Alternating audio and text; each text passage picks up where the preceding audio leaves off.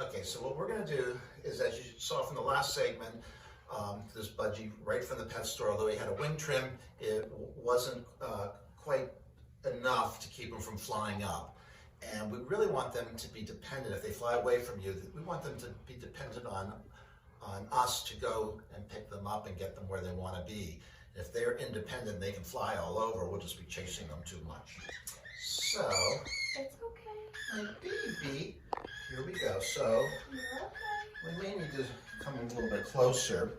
They have 10 primary flight feathers, and as you can see, they just cut them all like that, a little bit shorter. Well, that's not sufficient, and really the way the Association of Avian Veterinarians is recommending is to cut them a lot shorter, all the way to the first barbell, so that where the feather just starts to come out, that's where we would want to trim them. Now, the thing is, though, that you never want to cut a blood feather. And so this is great because it shows this is a new feather coming in, and that's the blood supply there, so we cannot cut that. And in fact, we like to leave a longer feather on either side of it to support it, so that it's not, you don't have just a single blood feather sticking out that could get caught and break and then start bleeding. So we're able to take these others. So I can't really take all of the primaries feathers. We had to leave 3, the one blood feather and then one on each side. But still, this is going to be a lot more of a wing trim than he had originally from the pet store.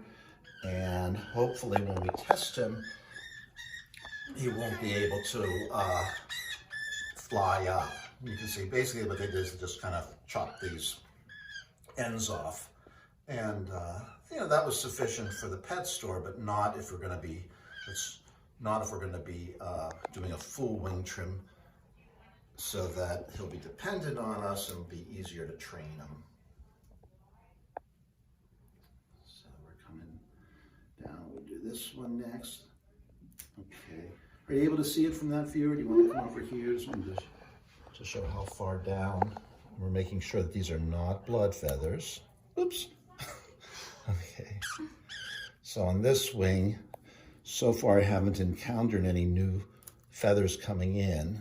So we'll be able to trim all of these primary flight feathers the way they're supposed to be trimmed for training. We've got one more here. This is also a primary. Okay, then.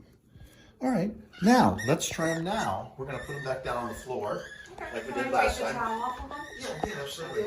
And he'll be running away and he's gonna try to fly, but hopefully at this time, last time he was able to fly up. Well, now he's wondering what's going on. We'll let him rest there a little bit. Yeah, I see. I see. You're almost getting trained right away, aren't you? Okay, so he's actually running. Let's see if we can get him to try to fly. Oops. There he goes, see? And now he can't get up. I'm sorry. There, see? So now did you get that? He's not able to fly up. Okay, perfect. Okay.